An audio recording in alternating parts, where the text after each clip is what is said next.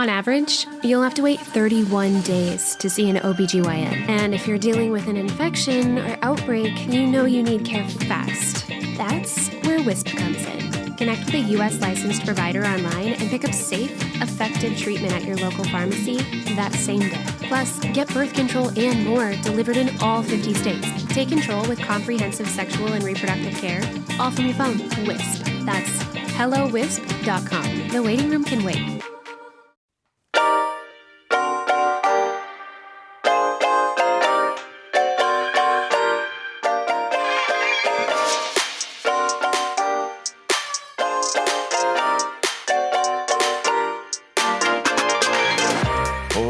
Welcome to the RuPaul's Drag Race recap show for season 17, episode 1, titled Squirrel Games. My name is Joe Batanz, and I am joined, as always, by one scintillating co-host from the podcast. Bravo, bravo, effing bravo. Please say... All you see is yummy, delicious pizza face. To Mr. Nathan Patrick Brown. Hello, Nathan. Hey, Joe. How are you doing? I'm good. We're back in it, baby. 2025. Let's do this. Fuck yeah. I realized I dropped an announcement on the public feed today. And in dropping the announcement, I didn't realize what a landmark year and episode this is, because this is the 10-year anniversary of RuPaul's Drag Race Recap. We started with season 7 back in 2015. And now here we are, 10 years later. Did you ever think that would ever happen? Like 10 years after you started, that you should still be doing it or watching the show, or the show would be on? I don't even think I thought that far ahead. And also, did I think that the show would be on 52 weeks a year, multiple times a week? I didn't think any of that stuff. It was crazy. Anyway, like I said, we dropped a little bit of a announcement on the public feed. Now, if you're a Patreon supporter or listening somewhere else that isn't a public feed, don't worry about this, right? But we're changing things up, Nathan. Like I said, we're in some tricky times, and we need to we need to really build up the resources here at Afterthought Media. And, the podcasting ad business has dried up. So it's the only way we're making money now really is through Patreon. And so we can't really afford to put the show just for free the way we used to. So what you're going to hear today on a public feed, not on the Patreon feed, is a truncated version of the show. If you want to hear the full version, which, by the way, you get a day early, and no commercials, and now full length. Which, by the way, at the end, Nathan, let's recap what we talked about so they'll know what's in this episode. Mm-hmm. But if you want that full length, go to patreon.com/afterthoughtmedia. Anyway, in the announcement, I talked about how we're doing like a discount on the executive tier and exclusive tier. If you're one of the lucky few people who made it in time to get a free month-long membership of exclusive tier, there's all that stuff. Somebody wrote to me and said, like, well, what level just gets the fucking show? I don't need a whole fucking... And I'm like, oh, you know what? If you just want Drag Race Recap, the full thing, you don't care about Just Between Us Girls, you don't care about anything like that, the full show, it's $5 a month, premium level subscription, patreon.com/afterthoughtmedia. So that's available too. But I will say, though, for, a month at least, do the executive tier for $7, for $2 more. Try it out. See if you like this Just Between Us Girls. Yeah. Anyway. Cancel it, create a fake email address, sign up again. What are you saying? What are you saying? Don't say that. It's a horrible thing to say. I'm going to bleep that out. You said that's a horrible. I did think about that, though, and I was like, whatever. But maybe there'll be some people who stick around. I think we put out a great product. I personally think we put out a great product. And people at Patreon should be very happy. But, all right, anyway, any other news, Nathan? It's been a while since they've heard you. If they're just a public feed listener, they haven't heard from you since, 9 months ago or something. Oh, well, my dad died. So it's been shit. So I'm looking forward to having something fun to talk about. Yeah, this is such a depressing thing to say right now, but I did think about you around the holidays. It wasn't fun. No. Yeah. But again, that's why I like that I can talk about Drag Race for a little bit. You know what? I'll be honest with you. As people, we're not going to really talk about this in the public feed, but to sort of really emphasize the dire straits that we're in, Patreon people know when we talk about this openly on Patreon, but I have a job. I got a second, I should actually say, because now I'm being like my family and friends who are like, Joe got a job. And I was like, I always had a job. I have a second job now. Right? They go, oh, look who finally has a job. And I was like, no, you don't understand something. I've always had, now I have two, like for instance, I just got home from work. It's 11 p.m. on a Sunday night and I'm having to do a full show. And I woke up this morning, worked all morning. Okay, let's get something straight. Saturday, I worked all morning. Then I had to go to a wedding. Okay. Got home from the wedding, worked. Woke up this morning, worked on the show again. I think, you know what it is, Nathan, and I've said this before. I think people have this mistaken impression that they think that the show just happens. Like that, No. you know what? No. Even 10 years ago, this wasn't the case. 10 years ago, there was a whole process. But I just go well, I watched the episode, let's turn the microphone on, but the show just happens. No, there's we've gotten a producer back again, an afterthought producer back again. We've gotten everything's back to hours and hours and hours of work to go into this. And it's a job. And it's even more a job now that I have a second job, everybody who listens. Real job. But what I was going to say, though, is that second job, as much as I love the second job and whatever, it's really crystallized how special it is what we do. It really did. And I think in one of the first day I actually worked, I have a job that can be kind of sad. I work in a job that could be sad. And there was a sad thing that I realized when I was at work one day, and at lunch I just wept. And while eating my fucking McDonald's cheeseburger and stuff like that, and crying, and I was like, well, I want to listen to something that's not depressing. Yeah. And I put on, it was during the holidays, and we put out some reruns of Hallmark Homos. And I listened to Hallmark Homos, and it's been so long since that episode, since that show, that it didn't sound, I don't remember doing it. So it's like a whole new thing.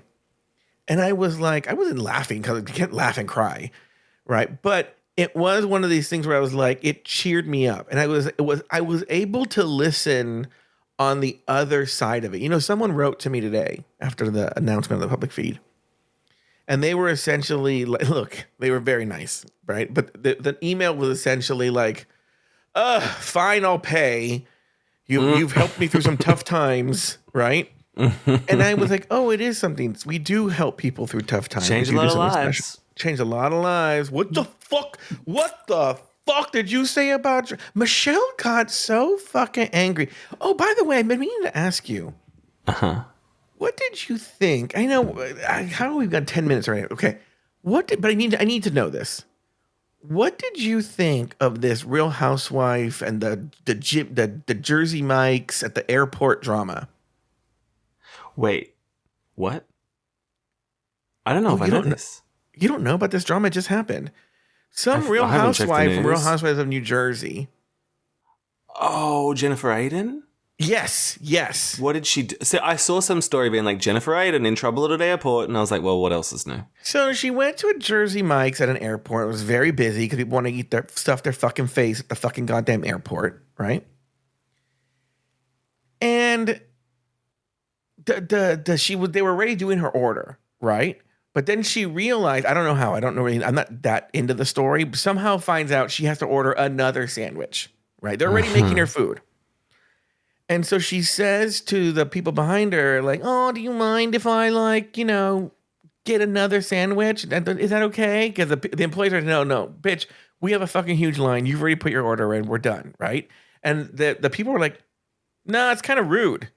Yeah. And she just fucking goes off and she's like, I could buy and sell all of you. I'm so fucking rich. Fuck you. It calls the employee like an 80-year-old employee and she's rich and she could buy it. And her husband's a doctor and all this shit. So I don't know anything about this bitch, but I was like, dude, she's a mess. What's your story here with her?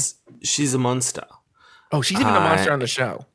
Well, this show, The Real Housewives, creates monsters. They might not sign on to the show being fully monstrous, but give them a season or two in that echo chamber and just being like trained to fight and go for the low blows, especially on Jersey. They turn into horrible, horrible people. And she is up there with one of the worst. And I'm usually like on her side in the actual show because I hate Melissa Gorga, but she's indefensible. It's like, if you're really that hot shit, why aren't you in an airline lounge instead of this Jersey Mike's? So here's what I'm learning. When we do Drag Race, I go, what do you think of this episode, Nathan? You're like, well, I don't know. It's fine. And then I go, oh, did you see this chick didn't buy? She goes on a whole thing. So this is a good commercial for this Bravo, effing Bravo. Yeah, check us out. We don't have a Patreon, but you can buy us a coffee at buymeacoffee.com/Bravo, effing Bravo. You're going to delete that out? I've never heard a plug that had every letter of the alphabet in the link. You're going to hit every key. You're going to hit every key on your keyboard just to buy you a coffee. Yeah. Anyway. All right, why don't we do this? Why don't we take a break? And I promise when we get back from the break, we're going to talk about the rest. Well, we're going to talk about the episode. We'll be back right after this.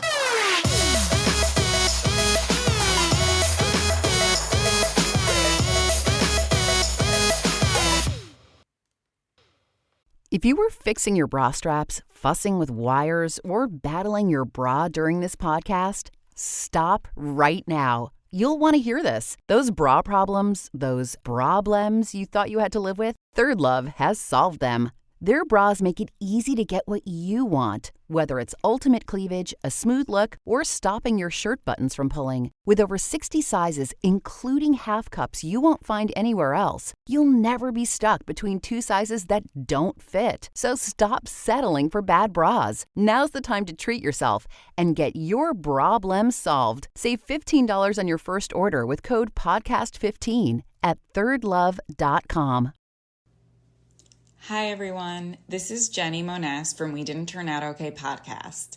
Did you know at Great Wolf Lodge, there's adventure for the whole family? You and your pack can splash away in the indoor water park where it's always 84 degrees. There's a massive wave pool, a lazy river, and tons of water slides for your pack to enjoy together. And the fun doesn't stop there.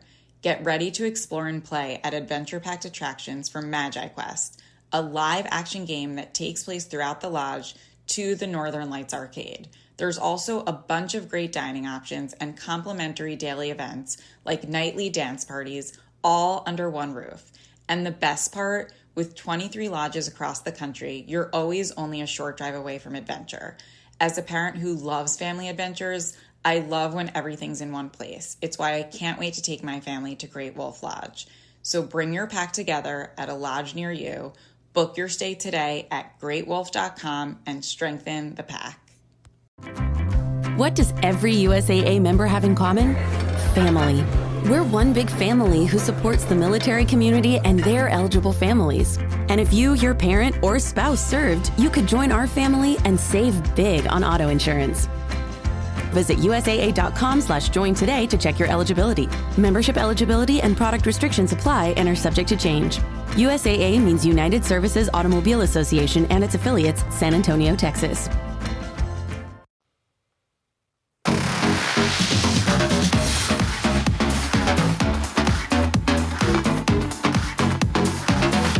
And we are back. And as promised, we're going to talk right about that. We're going to jump right in. This week, 14 new girls pranced into the workroom. Before they got the green light, they had to first pass through a Squid Game-style gauntlet, complete with the cream pies and popular former contestants. Lana Jarre wins the surprise mini challenge. Meanwhile, half of the cast competed in part 1 of a talent show. Later, Jewel Sparkles and Susie Toot were in the top 2, while Keisha Forgot was placed in the bottom. She must wait until next week, though, to learn who the other bottom contestant will be. Finally, Jules and Susie duked it out in a lip-sync battle for the prize. In the end, Susie Toot was named the winner of the first challenge of season 17. Nathan Patrick Brown, we have a few questions here. What did you think of that lip sync? Did the right queen win the lip sync, and was the right queen placed in the bottom? Yeah, it was all right. All right. Well, anyway, that's the public feed episode of the show. The lip sync. Okay. I don't think we can talk about the lip sync without acknowledging that terrible, terrible Katy Perry song that I don't think anyone could have. You could have had Georges up on that dance floor doing a terrible job to that song because it's a bad song. I want to stop right here and talk about this, and we will get into this in the show, okay? But I want to say I was a Katy Perry hater before it was cool. I remember years ago, years and years ago, she was on Howard Stern when the I Kissed a Girl and I Liked It song came on. It was just come out. She was on there. I'm like, this bitch is really fucking annoying, right? And I think I will say, it's almost like a bell curve. There was a brief thing where I'm like, okay, well, I guess she has her finger on the pulse or something like that, around Firework or something. No, California Boys, or is that what it's called? Or California Girls or whatever. Yeah. I don't know what it is. Well, the reason I say boys is, this is how old I am. Actually, the wedding where I went to yesterday took place at this location. But a bunch of fucking faggoty twinks went to this beach and did a video for that song at the beach, and it went viral, whatever that was at the time. I remember that, yeah. And I wow, that beach is hallowed ground. Yeah. It's nice that you paid your respects there. Thank you. And so that was, I think, peak Katy Perry Firework Roar era, right? Mm-hmm. And then I gave her a little bit of a pass, but then ever since then, starting with like American Idol or whatever, I'm like, wig. I just found this bitch fucking the wig. That whole conversation, I'm like, this bitch is just fucking cringe. She is just cringe personified. She's cringe in a bottle. Yes. And whenever in this episode she's like, "Oh, my kitty cats," I was like,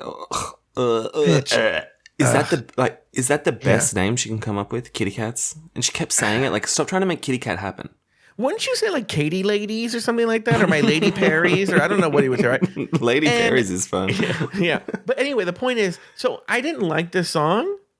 No. But I didn't know whether it was just coming from the hate I just have for her. Because even, I'll be honest with you, what's that one that is the roar in that song and stuff like that? Yeah, roar.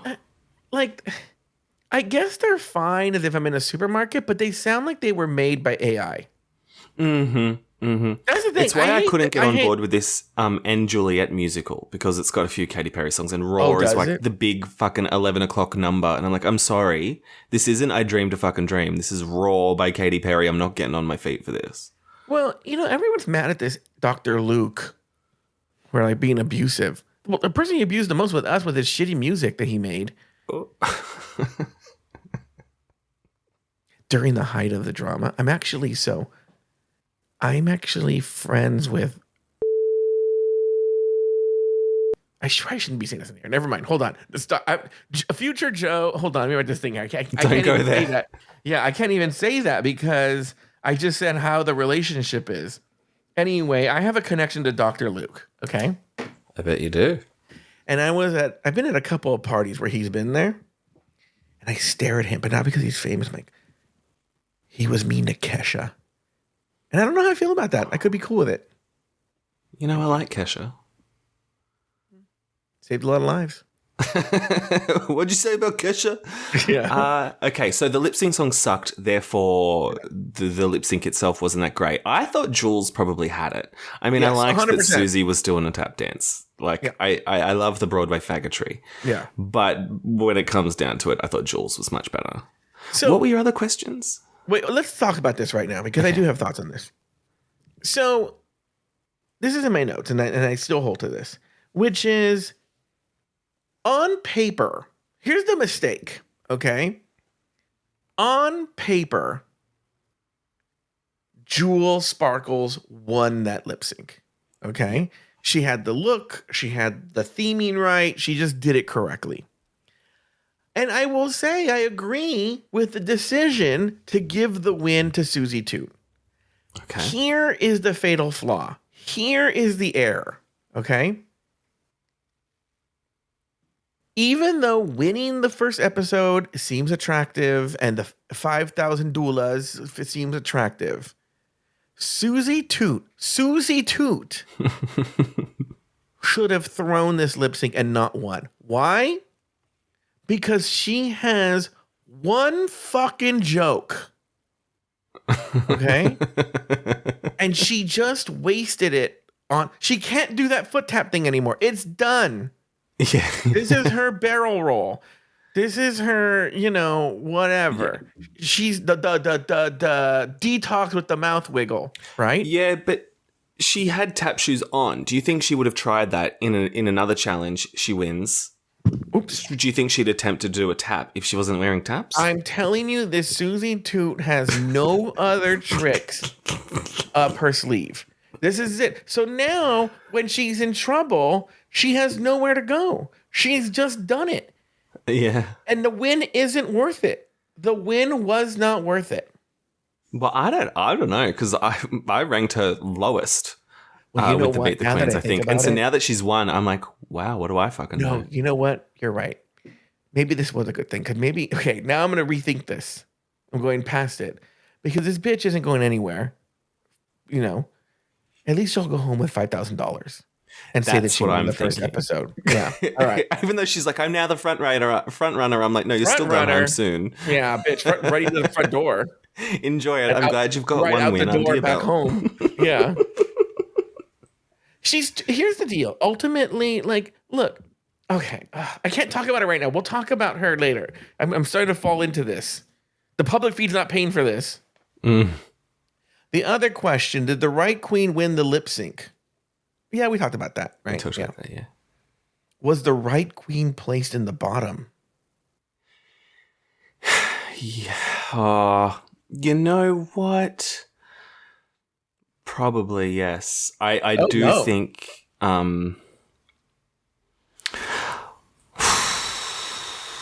that's a tough one, because I wasn't impressed with her performance. I was glad she did the whole not a lip sync thing. But then when she's like, at least I did an actual talent and not a lip sync. And I'm like, yeah, that was the case 5 years ago. But in the past few years, everyone just does a lip sync. Have you watched the show Tamer?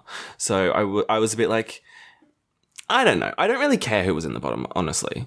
It's the Queens ranked it. I didn't have any input, so who gives a shit?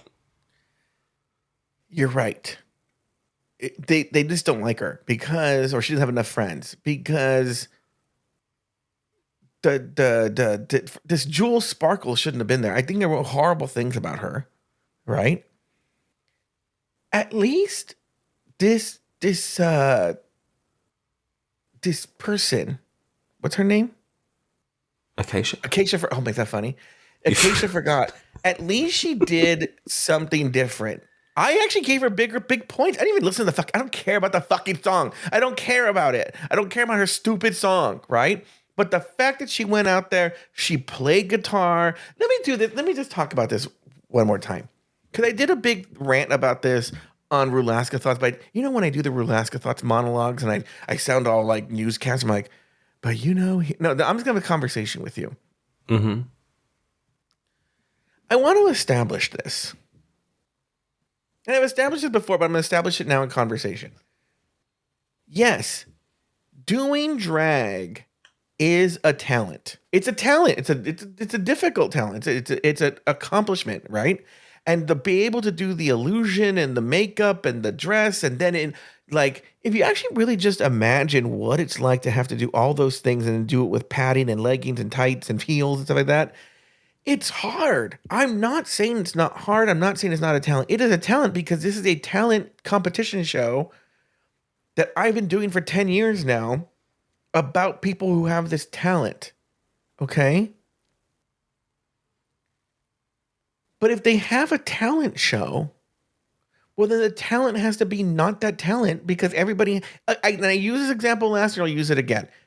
It's like if we were watching this Top Chef.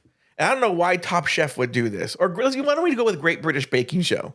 If one of those shows, they like, we're gonna do the weird thing. I don't know why, but we're gonna do a talent show, right? Yeah. And like, okay. And then every single fucking person except one person came out here. My talent is baking a cake. Yeah. You're like, yeah, bitch, we got that. You're on Top Chef. You're on Great British Baking Show, right?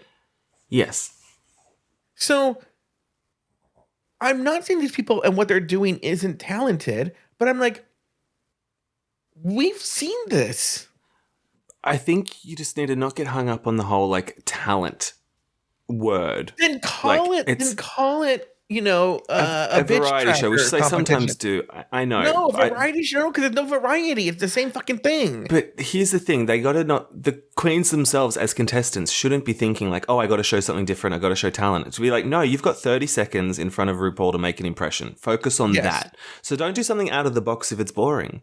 If you want to show that you can also sing and play guitar quite well, like, okay, make it an interesting song, make it funny."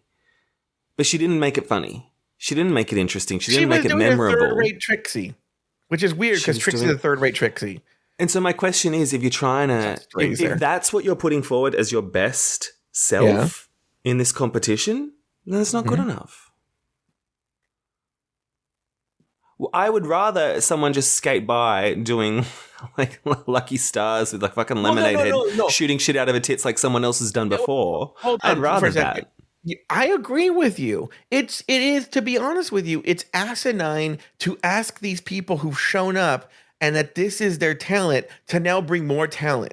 I agree with that, but it's still the challenge, regardless of whether it's fair or not. Like I'm saying, call it a branding challenge. Call it a lip sync branding challenge, right? It's time for the lip sync branding show. And then you have to come out and you have to do a self-produced track about, about how wonderful you are. And I'm fine with that. That's great because that's exactly what this is, except for people like Susie Toot who came out and tap danced and this girl did Trixie, in case you forgot. And there's even the people, I don't know. Okay, well, so why don't we call it a day there? We're just going to call it a day there. And we'll just jump in again. So what we're going to do is we're going to jump right into the show. If you're in the public feed, if you want to hear the rest of us, go over to patreon.com/afterthoughtmedia. Join at the premium level and above. I want to mention, and it's in the show notes, there's an offer code for 30% off executive for the first month. I would take advantage of that. And check us out. And you'll hear the rest of the episode. But we'll come back in a little bit, and you're going to hear us talk at the end. We'll talk about what we talked about. But for everyone at Patreon, let's move on. For this year's season premiere, a batch of drag queens participate. Let me see where that is.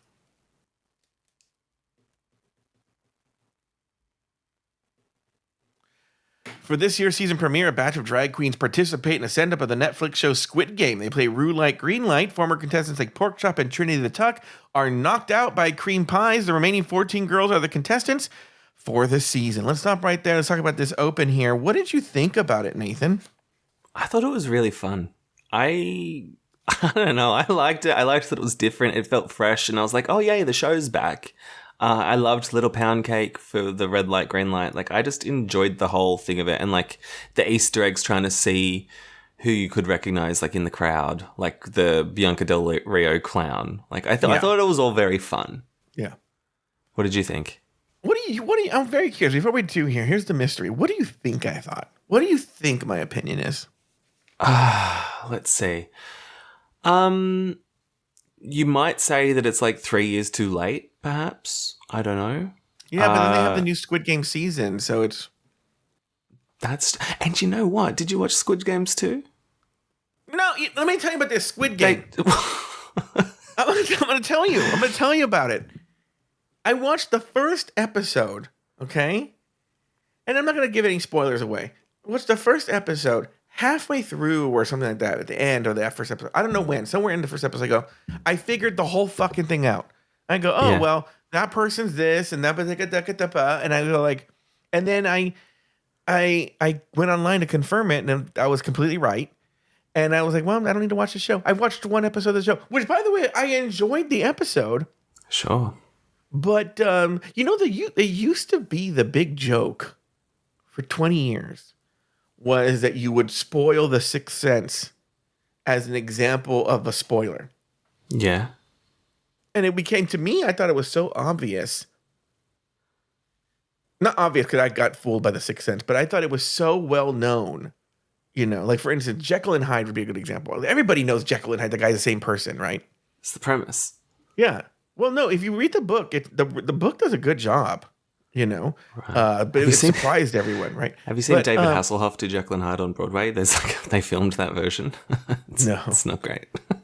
So anyway, I started to see that, like, people my niece's age, people are filming them and their reaction to finding out the twist at the end of The Sixth Sense. I'm not even going to say it now because now I know there's young people who listen.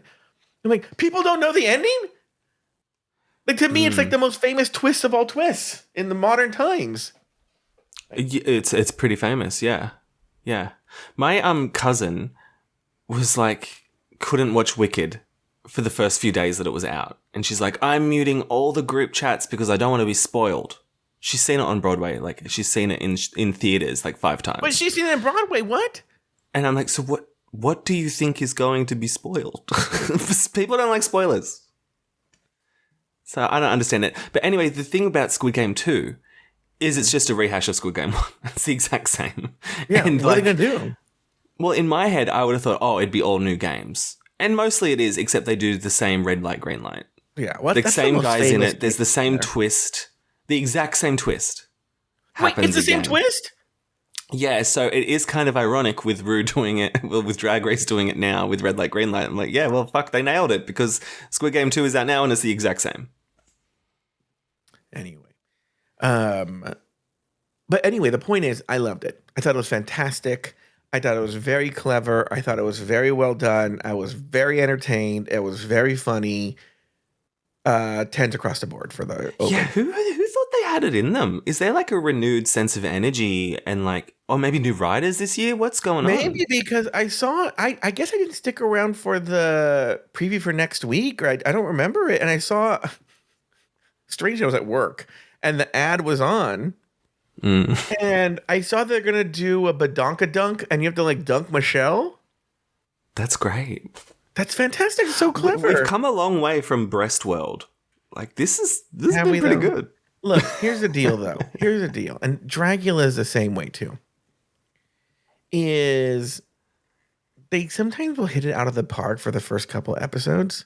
And you're like, oh my God, this is amazing. Like think back to the All-Winner season. Then you've got like Ross Matthews interviewing a pickle or some shit. Okay, the All-Winner season, and also remember the first one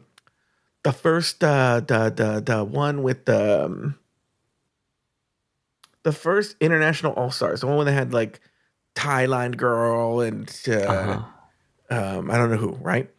Remember how great that one was too in the first few episodes, and then because the queens got rid of each other, then it went downhill. Yeah, was that All Stars? Well, no, All Stars, All Winners, they didn't get rid of each other. All Stars, All Winners. But what? But the challenges did get shit after a while. They're like, do a TikTok video. Oh, Global All Stars. Wasn't it the first Global All Stars with Thailand girl and what's her name again? Global All Stars was just like a couple of months ago with like Queen Kong. You mean UK versus the world, maybe? Oh, UK versus the world. Maybe the first UK versus the world. The one with Thailand girl on that. Is that a drag queen name, or are you just saying a queen from Thailand? It's a queen from Thailand. Oh, yeah, Pangina. Yeah, Pangina Heels, right? Yeah. Yeah, that was good. The first few episodes. The first few episodes, yeah. Yeah, and then it just kind of, it went back. It again, not to harken back, but it became, Yeah. And so don't ever underestimate the power of Drag Race to disappoint you. But you're right. It does look promising in the first couple of episodes. Same thing with Dragula. Remember when they did the Titans and they did that very first thing with the trap door? And I thought it was the greatest fucking thing I'd ever seen in my entire life. I was like, this is literally the gaggiest thing I've ever seen. And then it just went, again, I moved out of that soundboard already. A part of me was kind of hoping that they would kill them, like in Squid Game. Yeah. If it wasn't a cream pie to the face and actually like a sniper's rifle, I'd be like, that's kind of fun. Well, there is a sort of like camp thing that like they're taking out Trinity the Tuck, but these are the Susie Toot is the one that makes it through. This is very funny. All this. And I liked how Pork Chop went out first. That's a great homage. Funny. Yeah. It's a great... That joke never... I'm going to tell you something. The pork chop joke never gets old to me. Mm-hmm. Anyway. I loved it. All right, let's go to the workroom entrances. I'm not going to go through every fucking workroom entrance. I guess I can... Let's buzz through. And I only have I'm notes on gonna, a couple. Okay, I'm going to buzz through, and I will read my notes for each person, but I will say I don't remember. I have notes. I have actual notes. So I know what I said. But I clearly wrote like almost like crib notes, like little cheat notes for me to remember what my thoughts were on them. I have not re-looked at this since I made these notes. Mm-hmm. Well, I do think it was funny that... Sorry, were you saying something? Well, I was just going to say... It'll be funny for me just to read them and be like, what the fuck? I don't know what this means. Yeah. All right, go ahead, Nathan. Go ahead. Well, I think it's funny that, because usually the illusion is, right, that they don't know who's walking into the room. But they've just filmed Squirrel games. So they've all seen each other. But they still sort of are like, oh my God, who's walking in? Who's walking in? Oh, I know her. It's like, you just fucking filmed a scene with her, guys. Yeah. So I enjoyed that element. Mm-hmm. Other than that, it was all pretty stock standard. So this is what I wrote, and I don't know what this means. Because I don't remember who these people are. But Lexi Love, I just wrote Christian. Oh. What does that mean? Does she act like Christian? Yeah, I can see maybe she might. Joella, have any thoughts on Joella there, Nathan? I did think bringing in her own gong was great. I liked that. So this is what I mean. I did the initial rub, but I'm going to go off on this Joelle in a bit. But I wrote, I already don't like her so far. I could see me changing on that though. All right. I'm sort of similar. I don't think she impressed me this episode apart from the gong. I think that was her high point. Yeah. Corey King.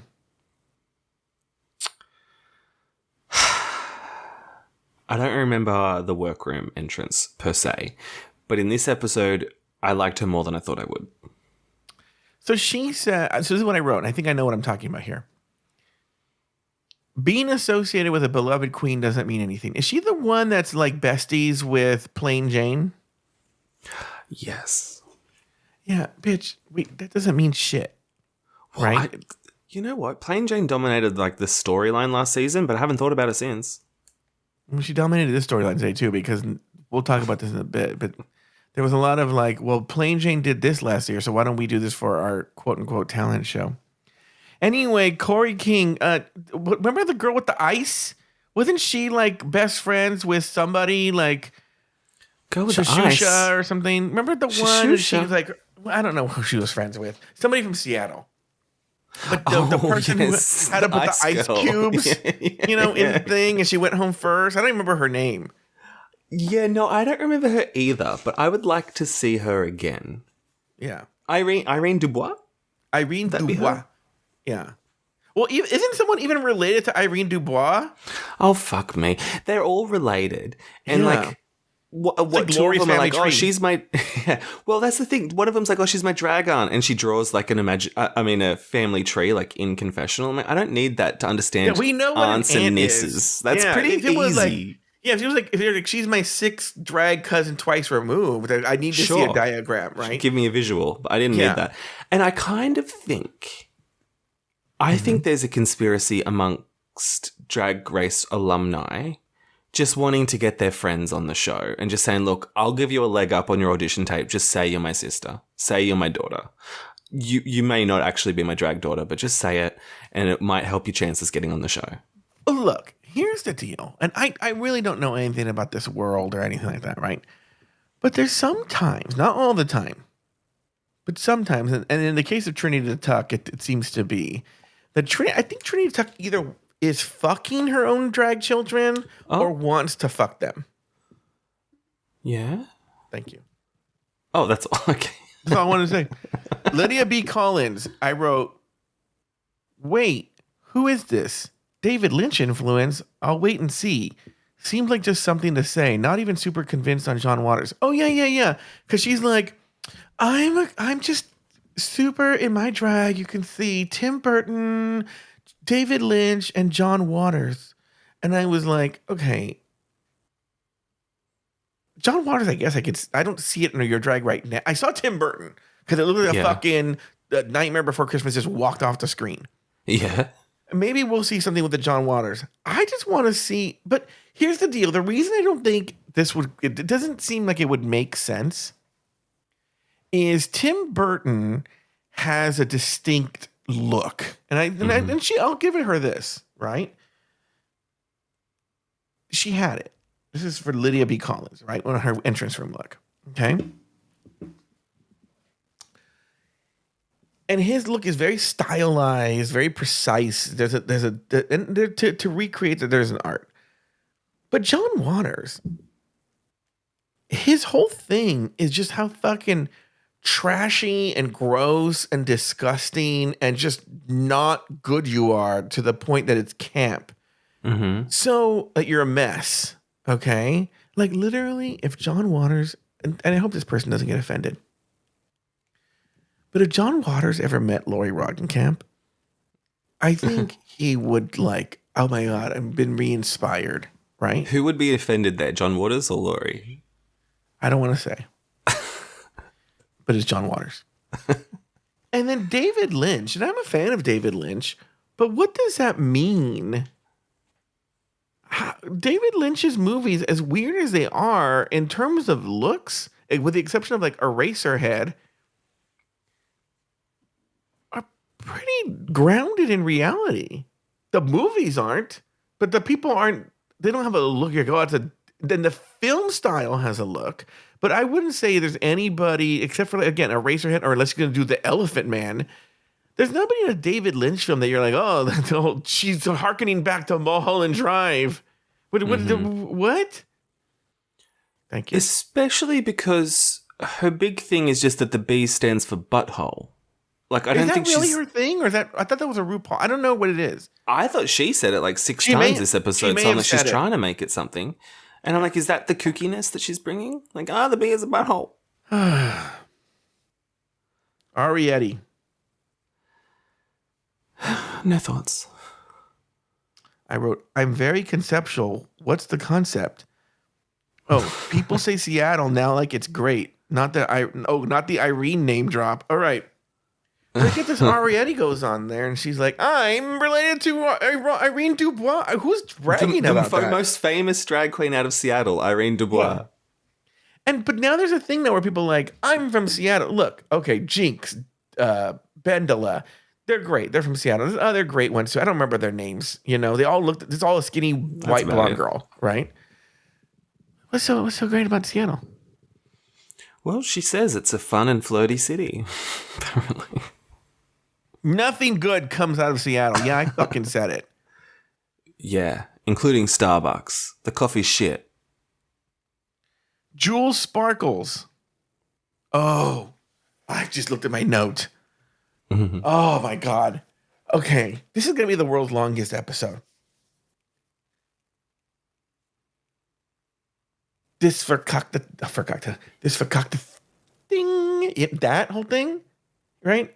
It needs to stop. The what? When she kept going, ding. Yeah, ding, no, yeah. That needs to winking, stop. and she did it throughout the fucking episode. Yeah. Can we respect the fourth wall, please? What does this mean? Oh, okay, I get it. I wrote, she loves Ariana Grande? No. She fucking looked like goddamn Ariana Grande, right? Mm-hmm. Then they go, she goes, I also like Priscilla Presley. So she likes that look, right? That like sort of like 1960s look. Okay. And then someone goes, how do you know who Priscilla Presley is? You're 22. Well, bitch, first of all, Priscilla Presley's pretty fucking famous, especially that look and being associated with Elvis Presley. Kind of famous, yeah. And there's also And there was a like, movie, last year? Like a year or two ago about her. That was fucking, that movie was so boring, that movie. I never saw it. It was so boring, I almost went to the bathroom and died on the toilet. Oh. Thank you. Too soon? All right, Lana Del Rey. Oh, I don't know, but this is what I wrote. But I wrote, is anyone intimidated by Lux Noir London? I liked Lux. Lux Noir London wore a pink hat the entire time in her confessional. Who the fuck? And you know what, too? Let me tell you this. This Lux Noir London, she thinks she has such a social media presence. She just goes on and is just a fucking cunt. And then she thinks she's clever, right? And she has obvious alliances. So, like, she'll criticize someone for the same thing that she praises someone for. I don't like this Lux Noir London. And you know what? The inches weren't, the hair wasn't that long. Thank you. I'm not intimidated by her. Who's intimidated by Lux? She didn't even win. Who's intimidated by Lux Noir Wasn't it London? Irene Dubois who clocked that the inches were a lie? Oh, maybe so we're it very was. Team Irene today. I'm Team Irene. Oh, you know what I mean. Okay. Sam Starr. I like her. Is she kind of like redneck twink? Is that one? I like that vibe. She's really fucking hot. I couldn't stop staring at her as a boy. There we go. I'm so obvious. I know.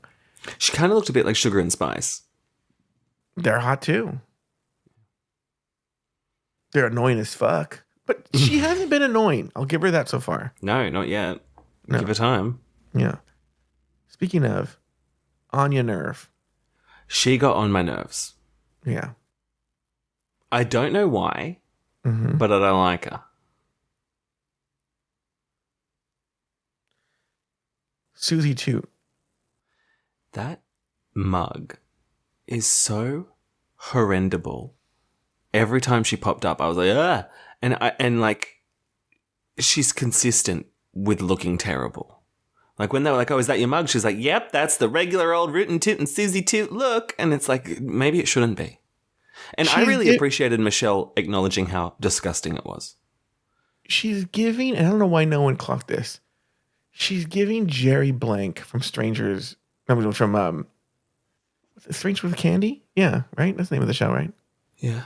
She's giving that, and no one clocked it. And I was like, she's Jerry Blank. I've been to Miami. Okay, right? great. Hormona Lisa. And, well, the vibe I got from the queens in Miami was very like Maya Iman, like Queen of Flips, you know, like club, dancey, hot, sexy, fun, sweat. Sure. I don't see Susie Toot in that environment. I don't understand. How did she grow up in that environment? I don't know. I don't get the whole thing. Well, no, I do get it. I do get it. It's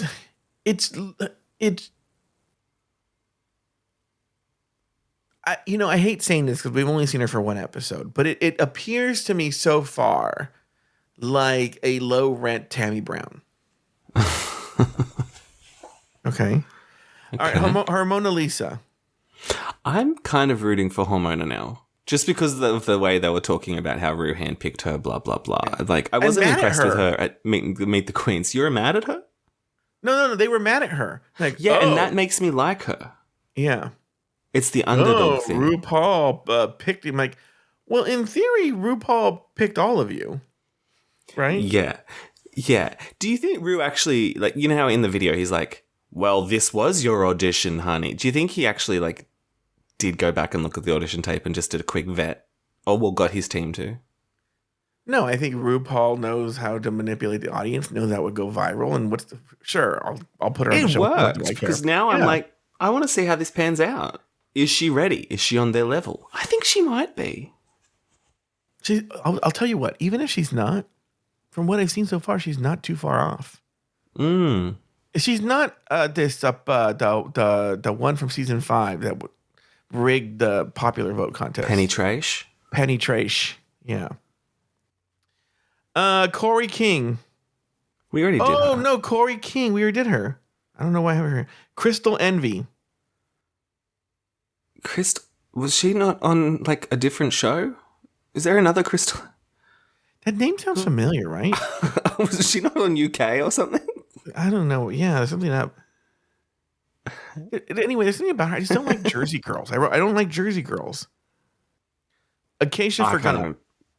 Acacia, she looked ready for an old school like first challenge where they throw feathers on them and get them wet. Because that was not a look you'd ever wear again. I think as a boy, she looks like the older brother from Home Improvement. I don't even know the older one. Whatever. The one that's not Jonathan Taylor Thomas. And then finally, Lucky Stars.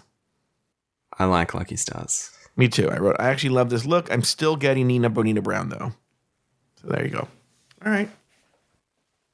Okay. Let's go to the staircase welcome. In the workroom, RuPaul enters to greet all 14 new contestants. RuPaul announces that the Squirrel game has also had a secret mini challenge. Lana Jarre was named the winner of the secret challenge because she took the best candid shot during the game. For this week's Maxi Challenge, 7 of the queens will participate in a talent show. The remaining 7 will watch the show and rank the queens in a repeat of last season's Rate a Queen. In the workroom, the girls de-drag and confess who they think the trait of the season is. The girls then get together and decide who will perform this week and next week. There is pretend drama, but generally everyone seems to be in agreement. And finally, it's talent show day, and the girls get ready for the runway. Acacia discusses her country credentials. Jules shares she has bionic spine.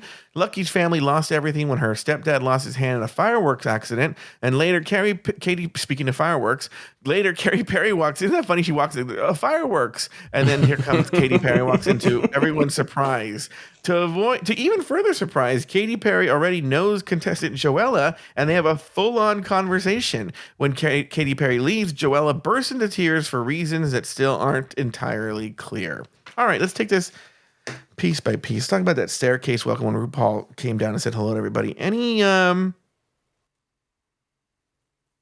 thoughts here? I like that Raider Queen is back, and I like that they're splitting it up and one half's raiding the other half. I think that sort of eliminates some of the riggery that like Plain Jane did last year. I think it also made it, I'm not going to say interesting, but not boring to see them decide who wants to go in week 1 and who wants to go in week 2. Like it added like a sheen of strategy. So I thought that was interesting.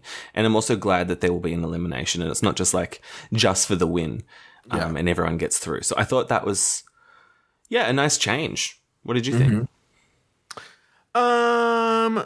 In terms of the welcome, first of all, I'm going back to the welcome. They always, we never comment on this, but there's a video that they'll have that's for the season of RuPaul saying something, and I like the wig a lot in this video. I didn't. Oh, you didn't? No, I didn't understand it. Did you? Would you say it's 80s? Understand a wig? I didn't understand the reference. Wait, Katy, it should be that every time we say wig, Katy Perry calls. Did you just say wig? Yeah. That's and funny. She's like, I get it. I know what you're talking. You guys don't get but I get what he's talking about. But I do agree that I don't know why we need the video of Rue if Rue's just going to walk in the door a second later. I've never understood that, but whatever. I don't understand that. And I also don't understand why they did a surprise mini challenge that the queens didn't even know was a mini challenge. Like, who cares? Does anyone in this world care who won that first mini challenge? I liked it that they did like, oh, you didn't realize you were doing a mini challenge, and I liked it. I don't think they were. I think they just pulled Lana Jarre's name out of a hat and said, sure, give it to her for some reason.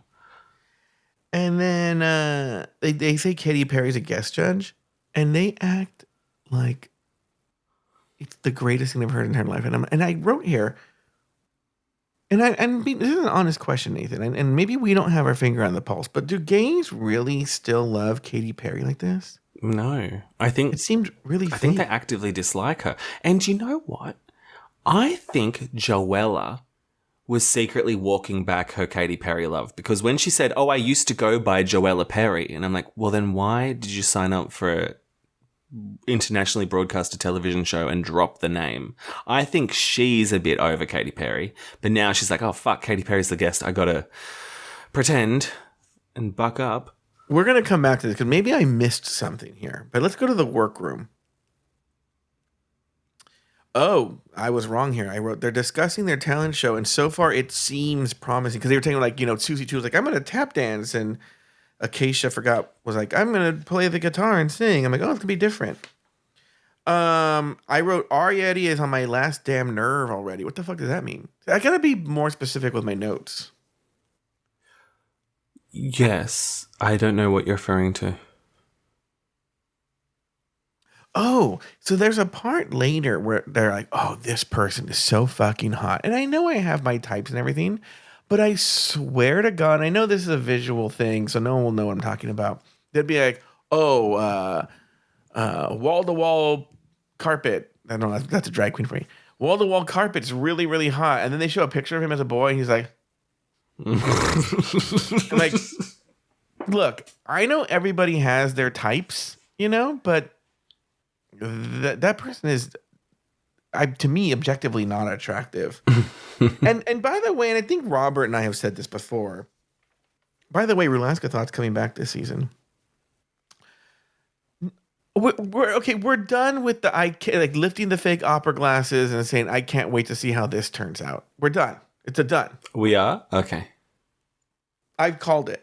Katy Perry told me. Katy Perry said we're done with this, and I'm like, okay. It's no longer weird. Okay, now we can talk about talent show day when Katy Perry walks in. Well, oh yeah. This all went into one for me, so go ahead. Okay, there's a lot to discuss. There's a lot to discuss here. Have we? Are we skipping over the bit where they decide who goes in what week? We don't have to. I thought it was so pointless, but if you want to talk about it, go ahead, do it now. Yes. Okay, so I didn't like how On Your Nerve was like, I want to go in week 2 so I can watch all the week 1 bitches and know what energy to bring by seeing how they do it. And I'm like, wouldn't you want to bring your best energy regardless? That pissed me off.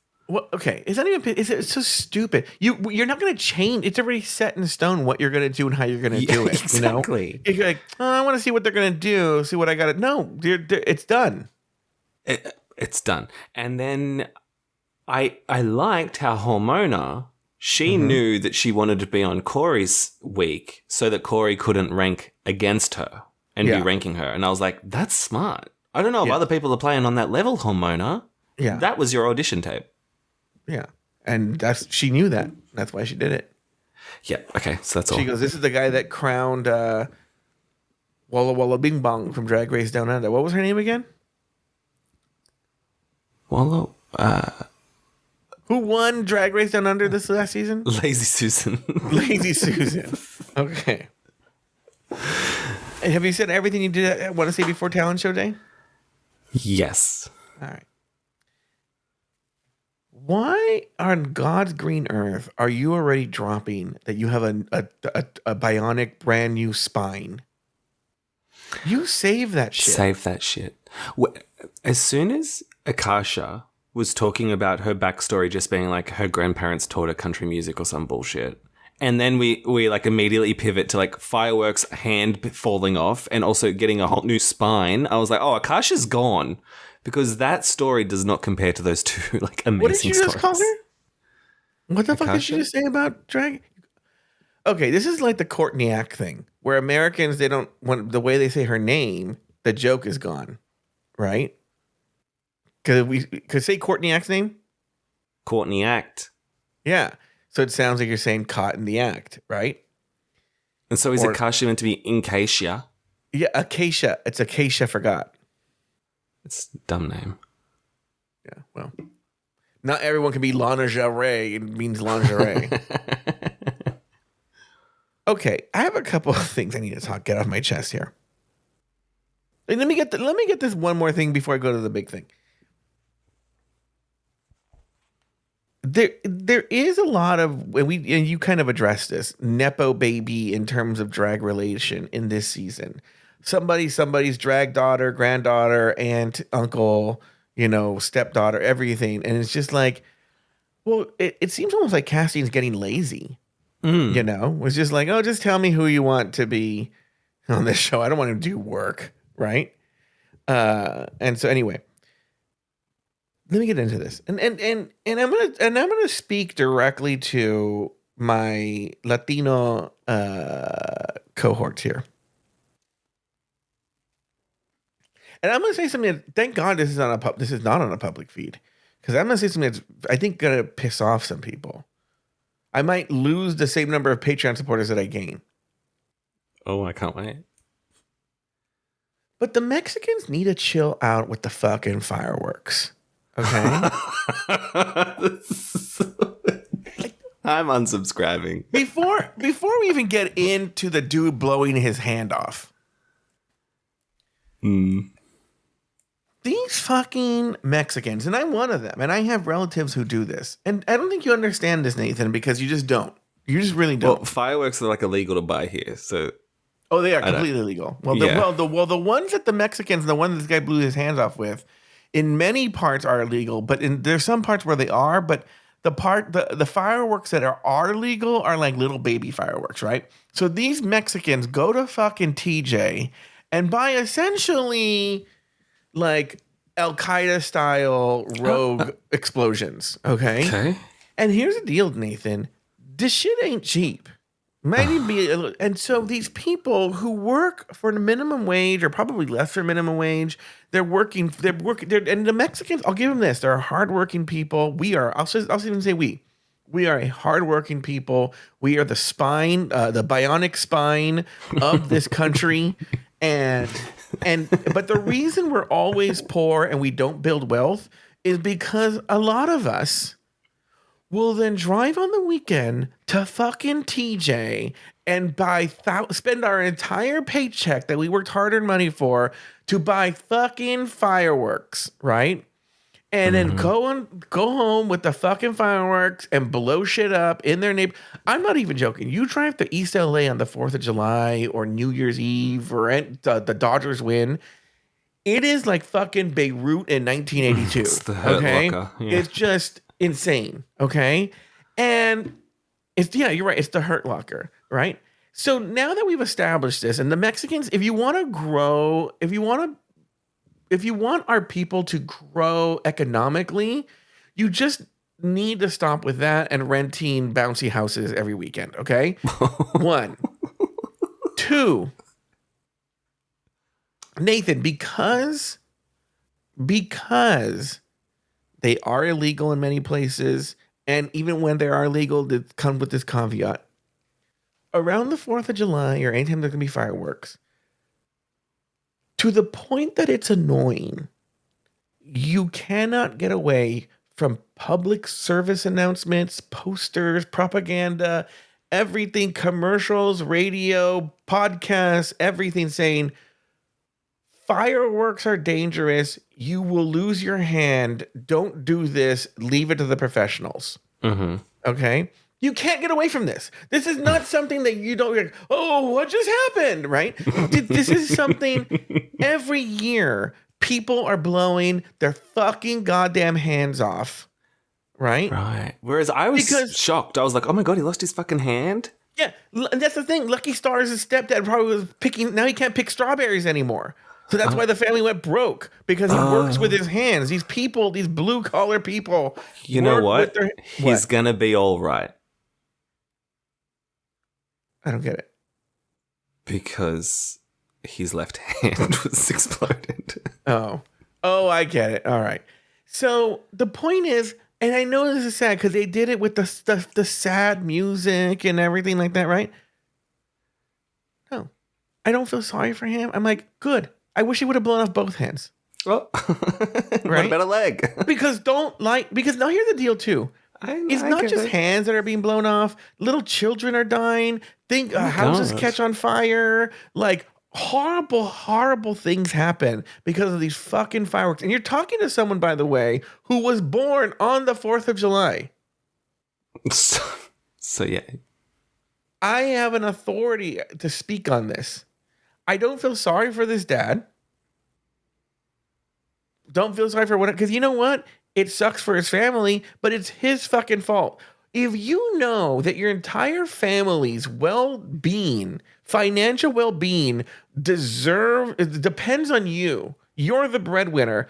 Why the fuck are you lighting fireworks and blowing your hand off? It's just irresponsible.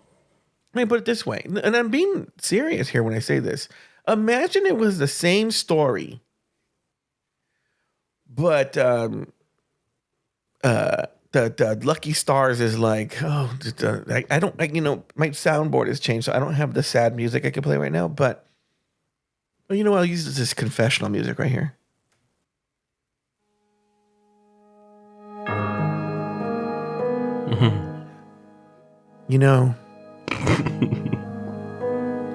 It's hard to talk about right now, but back in 2018, we were at a family party and my dad drank an entire bottle of vodka and smoked some weed and crashed his car and chopped off his hand.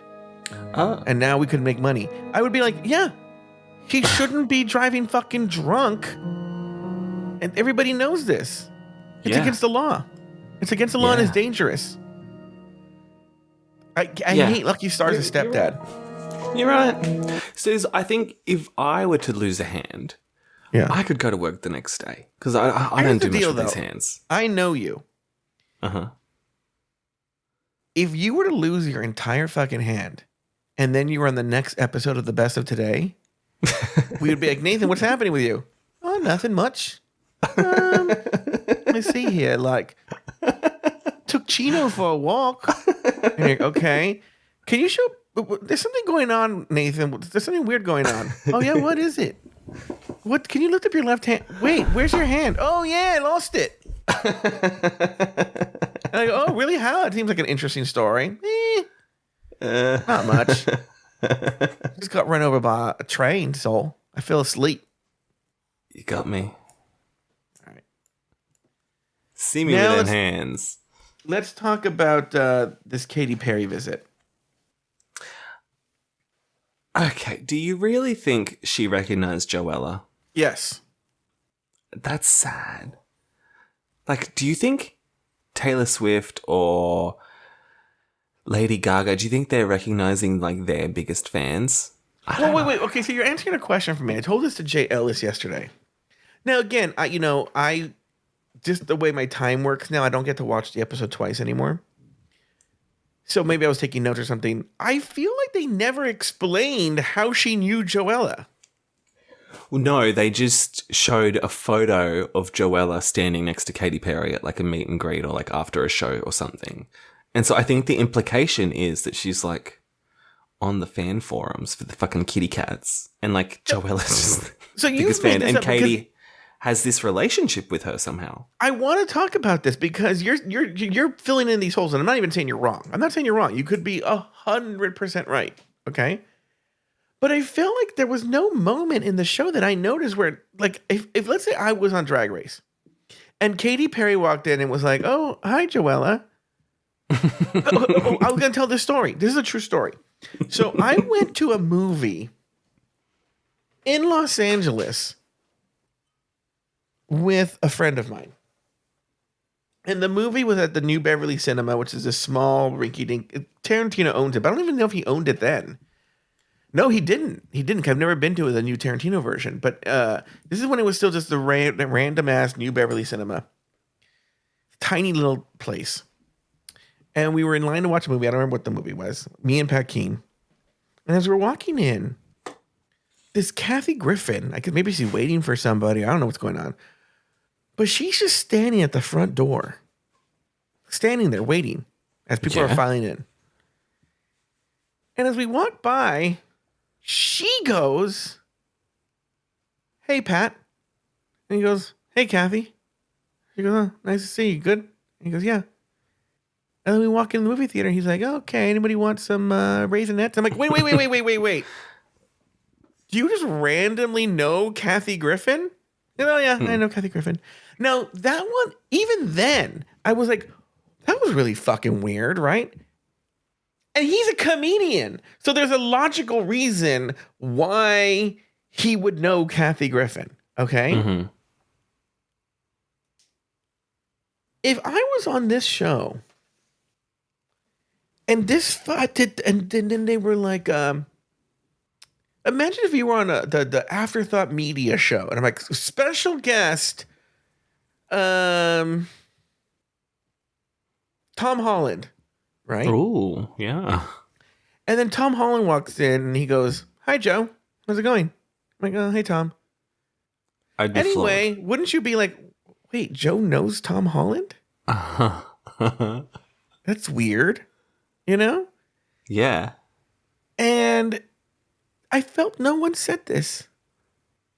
I felt no one was like, why the fuck does this bitch know Katy Perry? It's really weird. Giant star. I mean, look, as much as I hate Katy Perry, I will admit she's A-list, right? Yeah. That's a big celebrity. It's a big pop star. And for her just going, "Oh, hi, Joella." But that's the other thing. If she knows Joella out and about in the real world and knows Joella's a drag queen and is like, "Oh, I've always been rooting for you and your success as a drag queen," invite the bitch into a music video. Prop her up, Katie. Well, do you think Katy Perry really didn't know she was there? She was like, no, they 100% told her. I mean, she 100% knew. We think maybe she's aware of Joella. Okay, so what they just said, Katie, one of your biggest fans, Joella, is here. You have met her before, you probably don't remember her, but when you go in, like, that's Joella. And she just went, "Oh, hey, Joella." And she doesn't actually remember Joella. I'm on a different. I actually do think she knows Joella. That's why I'm so puzzled by this. It is puzzling. But I also still think Joella isn't as big of a Katy fan as she used to be. And so she was putting it on a little bit. And she's like, "Oh, yeah, I love Katy Perry." Well, yeah, maybe she got a sneak. Maybe because she's friends with, she got a sneak listen to this new album. She was like, "Yeah, I'm gonna drop the Perry now." Why do I hate Katy Perry so much, Nathan? Why do I find her so cringe? Are you jealous because she's banging Orlando Bloom? Because that's part of it for me. No. Do you think it's a woman's world and we're just lucky to be living in it? Yes. Yeah. Do you think she's just a more successful, like, Meghan Trainor? Like, there's just something a bit that's exactly cringe what it is. about just, You know like, what? successful white women who Yes. maybe aren't that great. If Katy Perry would have showed up in a onesie, I wouldn't have been surprised. Yeah. Okay, I hope the now, kitty cats don't come for us. here's another thing. And this is never explained. Really. It's only vaguely explained. Why the fuck was Joella crying when she left? I don't know. That was really weird to me. Like, why are you crying? Yeah. Like, okay, let's say, for instance, let's go back to my original thing. We're doing Afterthought, the reality show. Tom Holland walks in. He goes, "Hi, Joe. All right, bye, everyone. I'm Spider-Man. Later." Right? And leaves. And that's weird. You know Tom Holland. And then I burst into tears. I think it's because I told Tom Holland I had a crush on him. And he stopped talking to me immediately.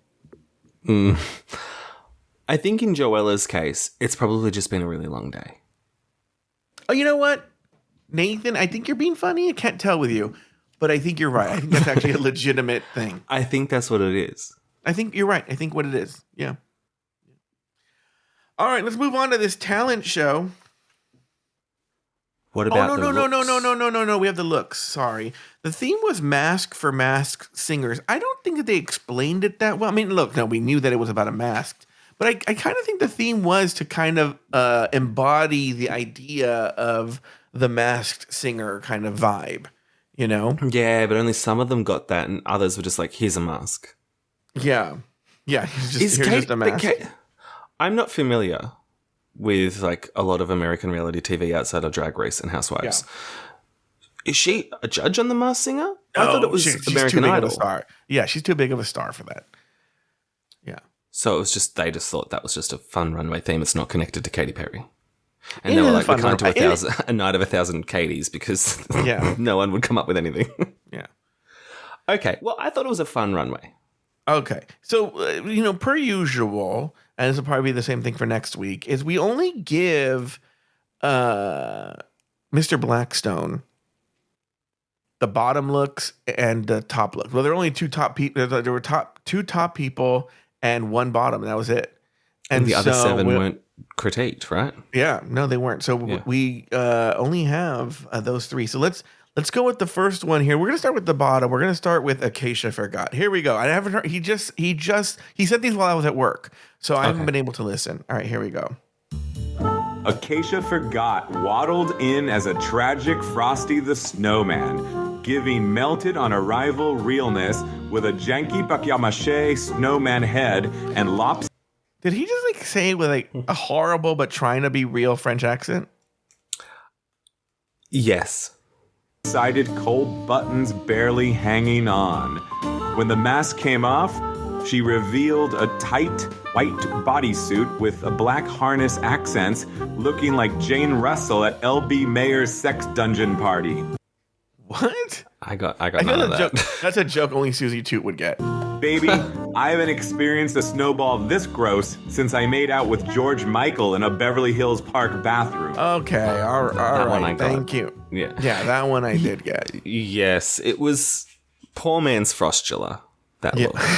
Yeah. I actually, believe it or not, I didn't hate the look. Oh, no. It was I like boring. the snowman look. Then after she took the snowman thing off, it was boring. Yeah. Right. She got the Masked Singer down part, but the look itself was actually boring. All right, next, now we're going to go to the top 2. First up, we have Jules Sparkles. Jules Sparkles swept onto the runway in an icy blue fantasy, dripping in rhinestones and lace, with a dramatic pleated fan mask that screamed Elsa at a quinceañera.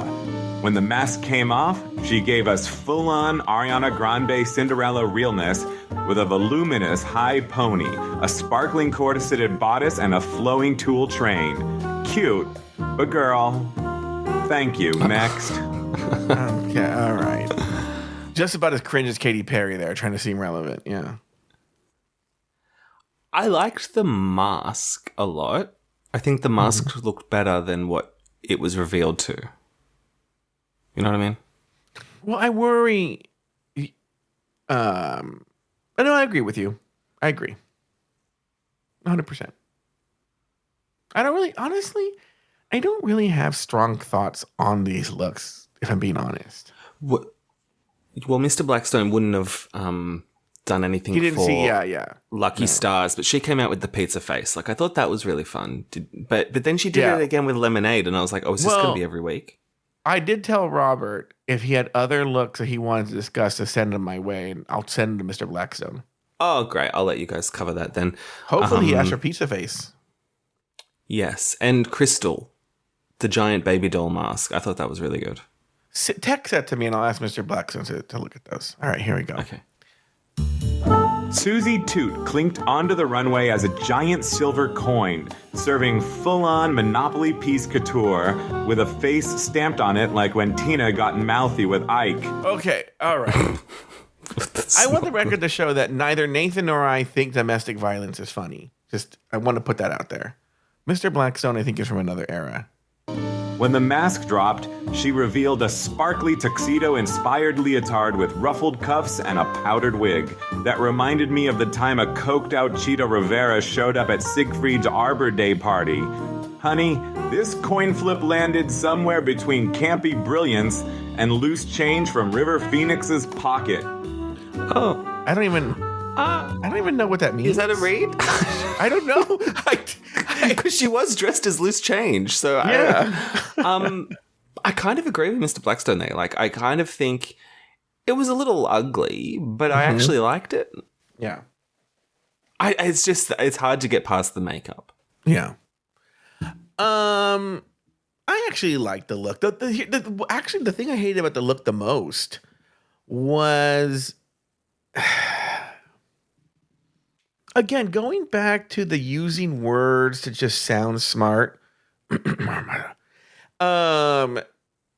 It she said, but the pre-code era, something or other. Do you even know what that means, Nathan? No. Oh, the Hays Code? Yeah, she's talking about the pre-Hays Code, which for the people who don't know Let was it go. like their Hays Code was this thing that basically the government got really mad because they felt that the movies were getting really dirty, and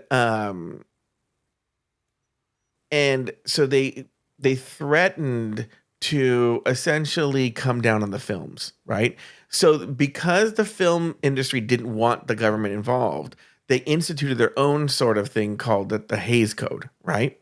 Mm-hmm. Where they had to abide by these certain rules to appease the government. Yeah, I remember I studied The Big Sleep at uni, and it was like one scene where there was a bed in the room, but she couldn't sit on the bed, or she did sit on the bed, something with a fucking bed. And I was like, oh my God, who gives a shit?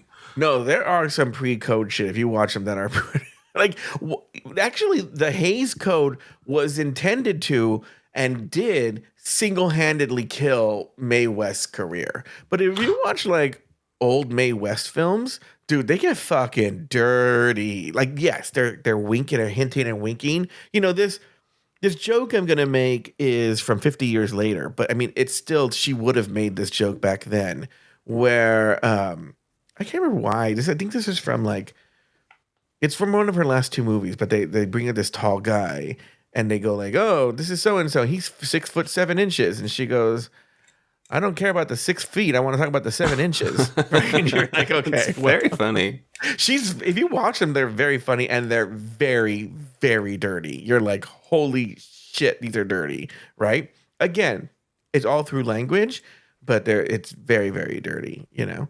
And so, some of this pre-code stuff, it's very, very, you can see through them. I've seen a lot of pre-code films that were specifically pointed out because these are the reason the government got mad.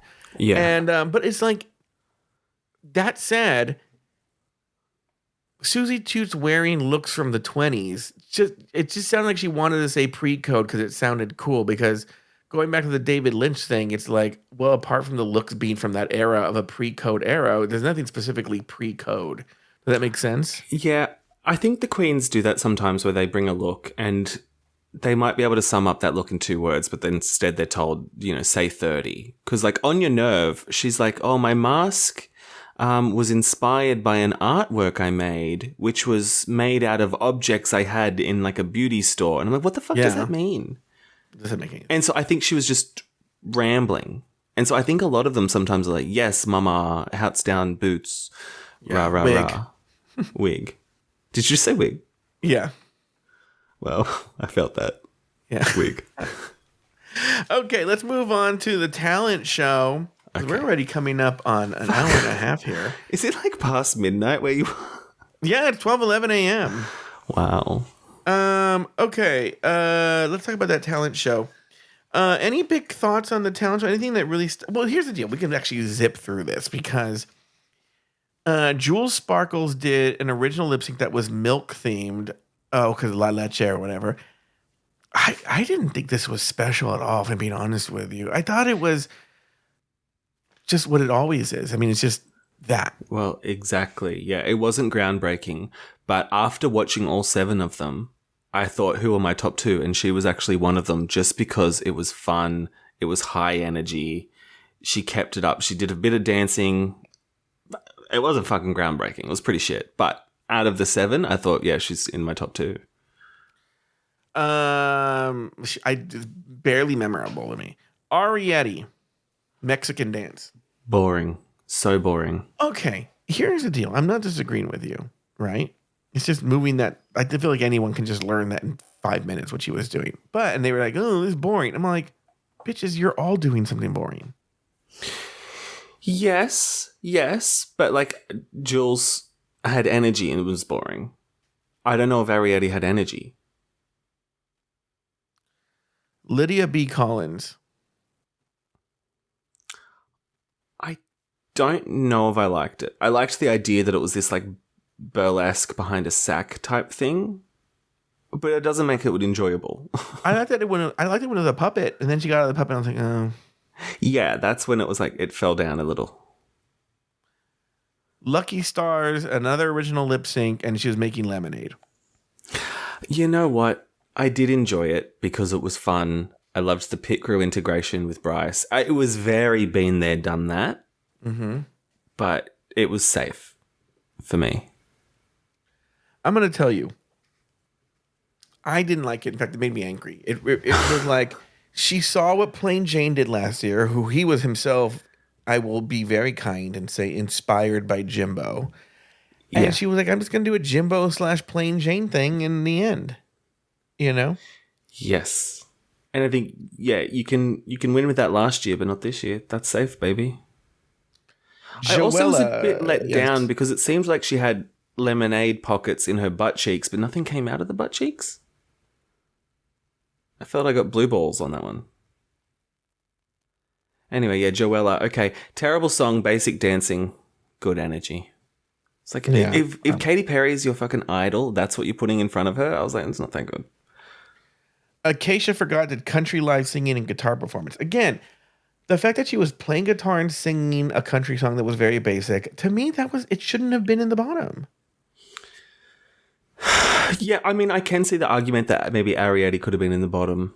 Or Arietti, I didn't like her. Or even like one of the boring ones like Joella.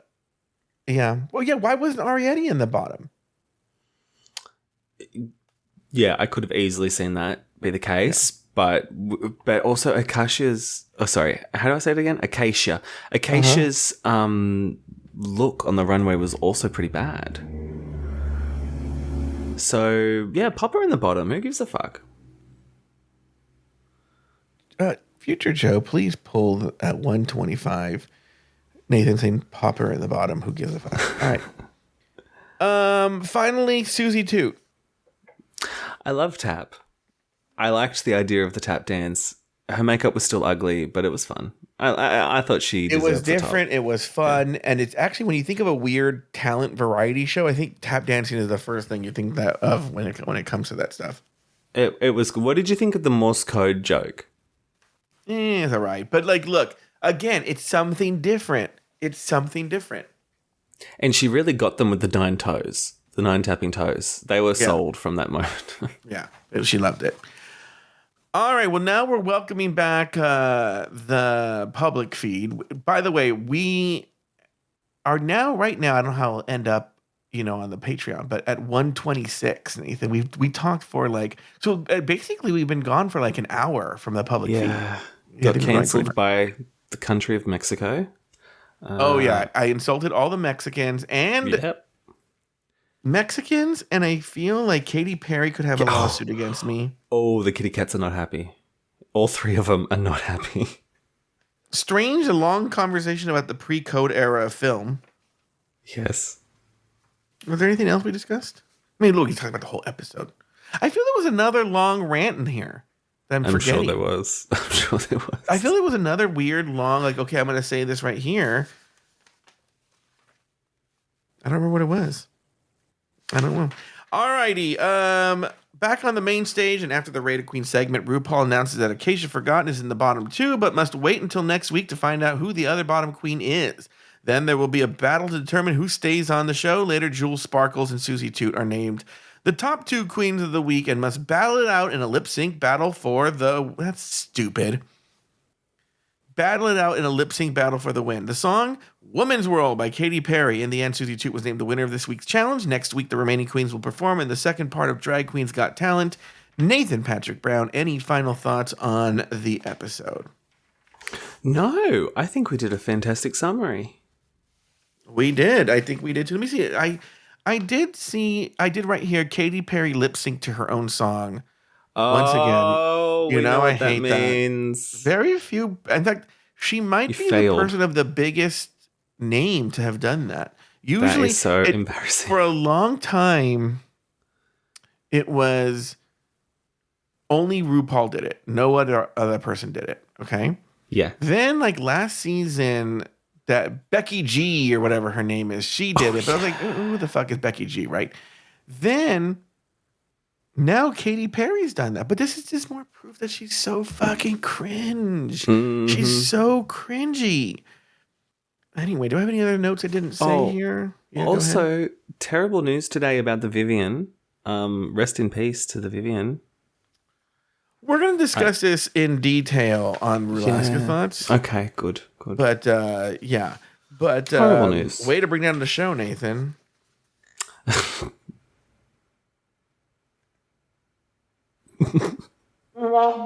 There is. I will say, and this is sort of a hint at what's to come here, is, first of all, actually, Nathan, remember that thing I told you earlier today? The news about the Vivian was a big trigger in that, too. Yeah. And not because I'm a big fan of the Vivian, but whatever. What's the whole thing? Then, what's that noise? It just started raining really heavy. Oh, and what the fuck is going on in your country? Anyway, we got to get out of here. You know, it can rain in summer, Joe. Like that.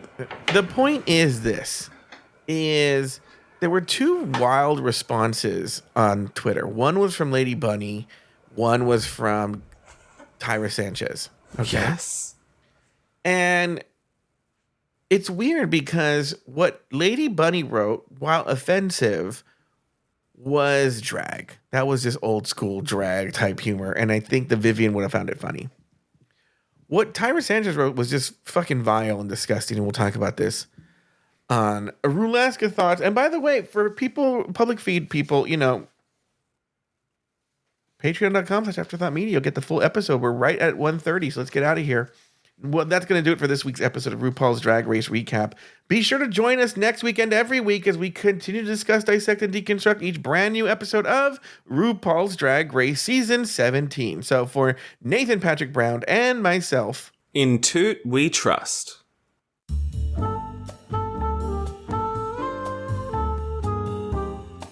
Thank you for listening to Drag Race Recap. Have something to say?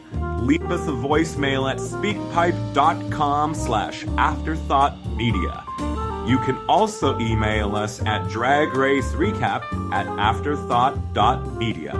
For more Drag Race and LGBTQ content, support us over at patreon.com/afterthoughtmedia. This podcast was produced by Luke Stamen. Drag Race Recap is an Afterthought Media podcast.